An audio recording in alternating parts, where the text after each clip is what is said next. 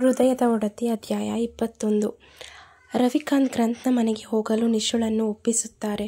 ನಿಶು ತನ್ನ ಪುಟ್ಟ ಲಗೇಜ್ನೊಂದಿಗೆ ತಯಾರಾದವಳಿಗೆ ಮನದಲ್ಲಿ ತೀರದ ಭಯ. ಇದರ ಬಗ್ಗೆ ಸಾಕ್ಷಿ ಬಳಿ ಏನನ್ನೂ ಹೇಳಿಲ್ಲ. ಹೇಳಿದರೆ ಸುಮ್ಮನೆ ಬಿಡುವಳೆ? ಅವಳ ಮನೆಯಲ್ಲಿ ಇರಲು ಒಪ್ಪದ ನಾನು ಹೀಗೆ ಒಬ್ಬ ಹುಡುಗನ ಜೊತೆಯಲ್ಲಿ ಇರೋದಕ್ಕೆ ಒಪ್ಪಿರೋದು ತಿಳಿದರೆ ಆಕಾಶ ಭೂಮಿ ಒಂದು ಮಾಡುತ್ತಾಳೆ ಅಷ್ಟೆ. ಅದರರ್ಥ ಅವಳಿಗೆ ನನ್ನ ಮೇಲೆ ನಂಬಿಕೆ ಇಲ್ಲ ಅಂತಲ್ಲ. ಅವಳೊಂದಿಗೆ ಇದ್ದಿದ್ದರೆ ಯಾವುದೇ ಮುಜುಗರ ಇರುತ್ತಿರಲಿಲ್ಲ ಎಂಬುದಷ್ಟೇ ಅವಳ ವಾದ. ಈಗ ಹೇಳಿದರೆ ರಂಪ ಮಾಡುತ್ತಾಳೆ.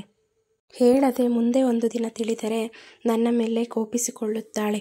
ಕೈ ಹಿಸುಕಿಕೊಳ್ಳುತ್ತಾ ನಿಂತವಳ ಬಳಿ ದೀಪು ಓಡಿ ಬರುತ್ತಾಳೆ. ಗೊಂಬೆ, ನೀವು ಇಲ್ಲಿದ್ದೀರಾ? ಮತ್ತು ಪಪ್ಪ ಹೇಳಿದ್ರು ನೀವು PG ಶಿಫ್ಟ್ ಆಗ್ತಿದ್ದೀರಾ ಅಂತ. ಪ್ಲೀಸ್ ಗೊಂಬೆ, ನೀವೆಲ್ಲಿಗೂ ಹೋಗಬೇಡಿ, ನನಗೆ ಮ್ಯಾಥ್ಸ್ ಹೇಳಿಕೊಡ್ತೀನಿ ಅಂತ ಪ್ರಾಮಿಸ್ ಮಾಡಿದ್ರಿ ಅಲ್ವಾ? ದೀಪು, ಯಾಕಿಷ್ಟು ಮುಖ ಸಪ್ಪಗೆ ಮಾಡ್ಕೊಂಡಿದ್ದೀಯಾ? ಮತ್ತು ನೀವು ನನ್ನ ಬಿಟ್ಟು ಈ ಮನೆಯಿಂದ ಹೊರಟೋದ್ರೆ ನನಗೆ ಬೇಜಾರಾಗಲ್ವಾ? ಪ್ಲೀಸ್ ದೀಪು, ನನ್ನ ಇಲ್ಲೇ ಇರಿ ಅಂತ ಫೋರ್ಸ್ ಮಾಡಬೇಡ. ಆಗಾಗ ನಿನ್ನ ಸ್ಕೂಲ್ ಹತ್ರ ಬಂದು ನಿನ್ನ ನೋಡ್ಕೊಂಡು ಹೋಗ್ತೀನಿ. ಆದರೂ ನೀವು ಇಲ್ಲೇ ಇರ್ಬೋದಿತ್ತು. PG ಅವಶ್ಯಕತೆ ಏನಿತ್ತು? ನಮ್ಮ ಮನೆಯಲ್ಲಿ ನಿಮಗೆ ಯಾರಾದರೂ ಏನಾದರೂ ಹೇಳಿದ್ರಾ? ಇದ್ರೆ ಹೇಳ್ಬಿಡಿ, ಅವರಿಗೆ ಸರಿಯಾಗಿ ಮಾಡ್ತೀನಿ. ಚೇಚೆ, ಹಾಗೇನೂ ಇಲ್ಲ ದೀಪು. ದೊಡ್ಡವರ ಬಗ್ಗೆ ಹಾಗೆಲ್ಲ ಮಾತಾಡಬಾರ್ದು. ನಿನ್ನ ಗಮನ ಓದಿನ ಮೇಲಿರಲಿ. ಏನಾದರೂ ಡೌಟ್ಸ್ ಇದ್ದರೆ ವಿಡಿಯೋ ಕಾಲ್ ಮಾಡು, ನಾನು ಕ್ಲಿಯರ್ ಮಾಡ್ತೀನಿ. ಓಕೆನಾ? ಸರಿ, ಬಟ್ ಐ ಮಿಸ್ ಯು ಗೊಂಬೆ ಎಂದವಳು ನಿಶುಳನ್ನು ತಬ್ಬಿ ಅಳುತ್ತಾಳೆ. ರವಿಕಾಂತ್ ನಿಶುಳ ಬ್ಯಾಗ್ ಹಿಡಿದು ಮುಂದೆ ನಡೆದರೆ ನಿಶು ಜಾನಕಿಗೆ ಹೋಗಿ ಬರುವುದಾಗಿ ಹೇಳಿ ದೇವರ ಮನೆಯಲ್ಲಿ ನಮಸ್ಕಾರ ಮಾಡಿ ಮಾಧವಿಯ ಬಳಿ ಬಂದವಳು. ಹೋಗಿ ಬರ್ತೀನಿ ಮೇಡಮ್. ತುಟಿ ಸೊಟ್ಟ ಮಾಡಿದ ಮಾಧವಿ, ಹೋಗು, ಆದರೆ ಮತ್ತೆ ಬರಬೇಡ ಎನ್ನುತ್ತಾಳೆ. ಸಂಜೆ 6 ಗಂಟೆ. ಗ್ರಂಥ್ ಮನೆಗೆ ಬಂದವನು ಕಾಫಿ ತಯಾರಿಸಿಕೊಂಡು ಕುಡಿಯುತ್ತಿದ್ದವನ ಗಮನ ಬಾಗಿಲಿನತ್ತಲೇ ಇತ್ತು. ರವಿಕಾಂತ್ ಕಾಲ್ ಮಾಡಿ ಬರುತ್ತಿರುವುದಾಗಿ ತಿಳಿಸಿದ್ದರಲ್ಲ, ಅವನಿಗೆ ಯಾರೊಂದಿಗೂ ಇದ್ದು ಅಭ್ಯಾಸವಿಲ್ಲ, ಅದರಲ್ಲಿಯೂ ಒಂದು ಹುಡುಗಿಯೊಂದಿಗೆ ಒಂದೇ ಮನೆಯಲ್ಲಿ. ಬೆಳಿಗ್ಗೆಯಿಂದ ಯೋಚಿಸಿ ತಲೆಕೆಟ್ಟು ಹೋದಂತಾಗಿದೆ. ಆದರೆ ಬೇಡ ಎಂದು ಹೇಳಿ ತನ್ನ ತಂದೆಯ ಮನಸ್ಸಿಗೆ ನೋವಾಗುವುದನ್ನು ಅವನು ಸಹಿಸನು. ಅವನ ಯೋಚನಾ ಲಹರಿ ಸಾಗುವಾಗಲೇ ಹೊರಗೆ ಕಾರ್ ಶಬ್ದವಾಗಿತ್ತು. ರವಿಕಾಂತ್ ನಿಶುಳನ್ನು ತಮ್ಮ ಕಾರಿನಲ್ಲಿಯೇ ಕರೆದುಕೊಂಡು ಬಂದವರು ಅವಳ ಸ್ಕೂಟಿಯನ್ನು ಡ್ರೈವರ್ ಮೂಲಕ ತಲುಪಿಸುವುದಾಗಿ ಹೇಳುತ್ತಾರೆ.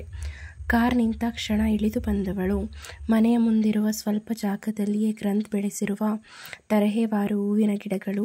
ಸಂಜೆಯ ಸಮಯಕ್ಕೆ ಅದರಿಂದ ಹೊಮ್ಮುತ್ತಿದ್ದ ಸುಗಂಧವನ್ನು ಆಸ್ವಾದಿಸಿ ಮನಸ್ಸು ಅವನ ಅಭಿರುಚಿಯ ಬಗ್ಗೆ ಮೆಚ್ಚುಗೆ ವ್ಯಕ್ತಪಡಿಸುತ್ತದೆ. ರವಿಕಾಂತ್, ನಿಶು ಅಲ್ಲೇ ಏಕೆ ನಿಂತಿದ್ದಿ? ಬಾ ಒಳಗಡೆ ಎಂದು ಎಚ್ಚರಿಸಿದಾಗ ತಲೆ ಆಡಿಸಿ ಮುಂದೆ ಹೆಜ್ಜೆ ಇಡುತ್ತಾಳೆ.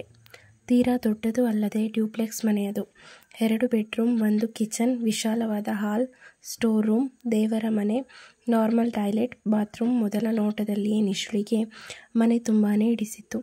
ಒಂದು ಪರಿವಾರ ಅಚ್ಚುಕಟ್ಟಾಗಿರಬಹುದಾದಂಥ ಮನೆ ಅದಾಗಿತ್ತು. ಅವಳು ಒಳ ಬಂದಾಗಲೇ ಗ್ರಂಥ್ ಅವಳ ಮುಖ ನೋಡಿದವನು ಹಣೆ ನೀವಿಕೊಂಡಿದ್ದ. ಓ ಗಾಡ್, ಇದೇನು ಕೋ ಇನ್ಸಿಡೆನ್ಸಾ? ಹಾಗಿದ್ರೆ ದೀಪು ಹೇಳ್ತಿದ್ದ ಮ್ಯಾಥ್ಸ್ ಟೀಚರ್ ಇವಳೇ? ನಮ್ಮ ಮನೆಯಲ್ಲಿ ಇದ್ದದ್ದು, ಅಂದರೆ ನನ್ನ ಅತ್ತೆ ಮಗಳು. ಸುತ್ತಿ ಬಳಸಿ ಈ ಚೈಲ್ಡ್ ನನ್ನ ಬಳಿಯೇ ಬರುತ್ತೆ ಎಂದವ ತನ್ನ ದೃಷ್ಟಿ ಬೇರೆಡೆ ಹೊರಳಿಸಿದ್ದ.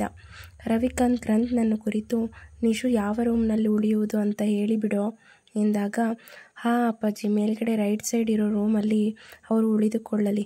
ಹಾಗೆ ಇದು ಮನೆಯ ಕೀ. ನಾನು ಸಂಜೆ ಬರೋದು ತಡ ಆದರೆ ಬೇಕಾಗುತ್ತೆ, ಅವರ ಬಳಿಯೇ ಇಟ್ಟುಕೊಳ್ಳುವುದಕ್ಕೆ ಹೇಳಿ ಎಂದವ ಅಪ್ಪಿತಪ್ಪಿಯೂ ಅವಳ ಮುಖ ನೋಡಲಿಲ್ಲ. ಅವಳಿಗೆ ಅವನ ಮುಖ ನೋಡಿದ ತಕ್ಷಣ ನೆನಪಾದ ವಿಷಯ, ಅಂದು ತಾನು ದೇವಸ್ಥಾನದಲ್ಲಿ ಬೀಳುತ್ತಿದ್ದಾಗ ಇವರೇ ಸಹಾಯ ಮಾಡಿದ್ದು, ಹಾಗೆ ನಾನು ಇವರ ಮಡಿಲಲ್ಲಿ ಮಲಗಿದ್ದು ಎಂದುಕೊಂಡವಳು ಪರಿಚಯದ ನಗು ನೀಡಿದ್ದಳು. ಅತ್ತ ಕಡೆಯಿಂದ ಸೌಜನ್ಯಕ್ಕೂ ಪ್ರತಿಕ್ರಿಯೆ ಬರಲಿಲ್ಲ. ರವಿಕಾಂತ್ ನಿಶು ಬ್ಯಾಗ್ ಮೇಲ್ಗಡೆ ಗ್ರಂಥ್ ಹೇಳಿದ ರೂಮಿನಲ್ಲೇ ಇಟ್ಟು ಬಂದವರು ನಿಶುಳ ತಲೆಯನ್ನು ಮಮತೆಯಿಂದ ನೇವರಿಸಿ, ಜೋಪಾನ ಪುಟ್ಟ, ಏನಾದರೂ ವಿಷಯ ಇದ್ದರೆ ಕಾಲ್ ಮಾಡು, ಯಾವುದಕ್ಕೂ ಅಂಜಬೇಡ, ಈ ನಿನ್ನ ಮಾವ ಸದಾ ನಿನ್ನೊಂದಿಗೆ ಇರುತ್ತಾನೆ ಎಂದವರು ಗ್ರಂಥ್ಗೆ ತಿಳಿಸಿ ಹೊರಟು ಹೋಗಿದ್ದರು. ಮನೆಯಲ್ಲಿ ಉಳಿದದ್ದು ಇಬ್ಬರೇ. ಅವಳು ಮುಜುಗರದಲ್ಲಿ ಸೋಫಾ ಮೇಲೆ ಮುದುಡಿ ಒಂದೆಡೆ ಕೂತರೆ ಅವನು ನೋಡಿದಷ್ಟು ನೋಡಿದವ ಕಿಚನ್ ಹೋಗಿ ಕಾಫಿ ಬಿಸಿ ಮಾಡಿ ಒಂದು ಗ್ಲಾಸ್ಗೆ ಸುರುವಿಕೊಂಡು ಬಂದು ಅವಳ ಮುಂದಿನ ಟೇಬಲ್ ಮೇಲೆ ಇಟ್ಟು ತಿರುಗಿ ನೋಡದೆ ತನ್ನ ರೂಮಿನತ್ತ ಹೋಗಿದ್ದ. ಇವರೇನು ಒಂದು ಮಾತು ಕೂಡ ಆಡಲ್ಲ? ಇವರೊಂದಿಗೆ ಒಂದೇ ಮನೆಯಲ್ಲಿ ಇರುವುದಾದರೂ ಹೇಗೆ? ಅತಿಯಾದ ಮಾತು ಬೇಡ, ಆದರೆ ಒಂದೇ ಕಡೆ ಇರುವಾಗ ಕೆಲವೊಂದು ಮಾತುಗಳು ಆಡದೇ ಇರುವುದಾದರೂ ಹೇಗೆ? ಭಗವಂತ ಎಂದುಕೊಳ್ಳುತ್ತಿದ್ದವಳ ಎದುರು ಅದೇನೇನೋ ನೋಟ್ ಮಾಡಿಕೊಂಡು ಬಂದವ ಅವಳ ಮುಂದೆ ನೋಟ್ ಪ್ಯಾಡ್ ಇಟ್ಟು ಬೈಕ್ ಕೀಯೊಂದಿಗೆ ಹೊರ ನಡೆದಿದ್ದ. ಅದರಲ್ಲಿ ಬರೆದಿರುವ ವಿಷಯ ನೋಡಿ ತಲೆ ತಿರುಗುವುದೊಂದು ಬಾಕಿ. ಅವಳಿಗೆ ಖಚಿತವಾಗಿತ್ತು ಈ ಮನುಷ್ಯ ತನ್ನೊಂದಿಗೆ ಮಾತನಾಡುವುದಿಲ್ಲ ಎಂಬ ಸಂಗತಿ. ಅದರಲ್ಲಿ ಬರೆದ ಪಾಯಿಂಟ್ಸ್ ಹೀಗಿತ್ತು. ನಂಬರ್ 1, ಬೆಳಿಗ್ಗೆ ತಿಂಡಿ ಅವಳು ತಯಾರಿಸಬೇಕು, ಸಂಜೆ ಊಟ ಅವನೇ ಪ್ರಿಪೇರ್ ಮಾಡುತ್ತಾನೆ, ಮಧ್ಯಾಹ್ನ ಇಬ್ಬರೂ ಹೊರಗಿರುವುದರಿಂದ ಮನೆಯ ಊಟದ ಅಗತ್ಯವಿಲ್ಲ. ನಂಬರ್ 2, ಅವರವರ ಬಟ್ಟೆಗಳನ್ನು ಅವರೇ ವಾಶ್ ಮಾಡಿಕೊಳ್ಳತಕ್ಕದ್ದು. ನಂಬರ್ 3, ಪರ್ಮಿಷನ್ ಇಲ್ಲದೆ ಅನಗತ್ಯವಾಗಿ ರೂಮುಗಳಿಗೆ ಪ್ರವೇಶಿಸುವಂತಿಲ್ಲ. ನಂಬರ್ 4, ಹೊರಗಡೆ ಸಿಕ್ಕಾಗ ಒಂದೇ ಮನೆಯಲ್ಲಿ ಇರುವೆವೆಂಬ ಸಲುಗೆಯಿಂದ ಮಾತನಾಡಿಸುವಂತಿಲ್ಲ, ಅಪರಿಚಿತರಂತೆಯೇ ವರ್ತಿಸತಕ್ಕದ್ದು. ನಂಬರ್ 5, ಮನೆಯಲ್ಲಿ ಯಾವುದೇ ಕೆಲಸದವರು ಇಲ್ಲದ ಕಾರಣ ನೀವು ತಿಂಡಿ ಮಾಡಿದಾಗ ನೀವೇ ಪಾತ್ರೆ ತೊಳೆಯಬೇಕು, ಹಾಗೆ ಮನೆ ಕ್ಲೀನಿಂಗ್ನಲ್ಲಿ ಕೈ ಜೋಡಿಸತಕ್ಕದ್ದು. ನಂಬರ್ 6, ನನಗೆ ಒಬ್ಬನೇ ಏಕಾಂಗಿಯಾಗಿದ್ದು ಅಭ್ಯಾಸ, ಅದಕ್ಕೆ ಧಕ್ಕೆ ತರುವಂತೆ ನಡೆದುಕೊಳ್ಳದಿರಿ. ನನ್ನ ತಂದೆಗಾಗಿ ನೀವು ಈ ಮನೆಯಲ್ಲಿ ಇರಲು ಒಪ್ಪಿಕೊಂಡಿರುವೆ, ನಿಮ್ಮಷ್ಟಕ್ಕೆ ನೀವು ಇದ್ದರೆ ತುಂಬ ಉಪಕಾರ. ಓದಿ ಮುಗಿಸುವುದರೊಳಗೆ ಹೊರ ಹೋಗಿದ್ದ ಗ್ರಂಥ್ ಕೈಯಲ್ಲಿ ಕವರ್ ಹಿಡಿದು ಒಳಬಂದಿದ್ದ.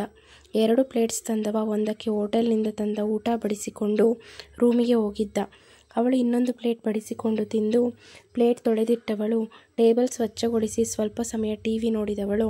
ಅವನು ರೂಮಿನಿಂದ ಹೊರಬಾರದಿದ್ದಾಗ ನೋಟ್ ಪ್ಯಾಡ್ನಲ್ಲಿ ಒಪ್ಪಿಗೆ ಎಂಬುದಾಗಿ ಬರೆದು ತನಗೆ ನೀಡಿದ ರೂಮಿನತ್ತ ಹೋಗಿದ್ದಳು. ಅವಳು ಡೋರ್ ಕ್ಲೋಸ್ ಮಾಡಿದ ಶಬ್ದವಾದಾಗ ಕೆಳಗಿಳಿದು ಬಂದವ ತನ್ನ ಪ್ಲೇಟ್ ತೊಳೆದಿಟ್ಟು ವಾಟರ್ ಬಾಟಲ್ನಲ್ಲಿ ನೀರು ತುಂಬಿಸಿಕೊಂಡು ಮಲಗಲು ತನ್ನ ರೂಮಿಗೆ ನಡೆದಿದ್ದ. ಮೊದಲನೇ ದಿನ ಅಂತೂ ಒಬ್ಬರಿಗೊಬ್ಬರು ಮುಖ ಕೊಟ್ಟು ಮಾತನಾಡದೆ ದಿನ ಕಳೆದಿದ್ದರು. ಆದರೆ ಪ್ರತಿದಿನ ಒಂದೇ ಮನೆಯಲ್ಲಿರುವಾಗ ಸಾಧ್ಯವಾ? ಗ್ರಂಥ್ನ ಏಕಾಂತ ಭಂಗಗೊಳಿಸಿ ಅವನ ಹೃದಯದ ಒಡತಿ ಆಗುವಳ ನಿಶು? ಮುಂದೆ ನೋಡೋಣ. ಮುಂದುವರೆಯುವುದು.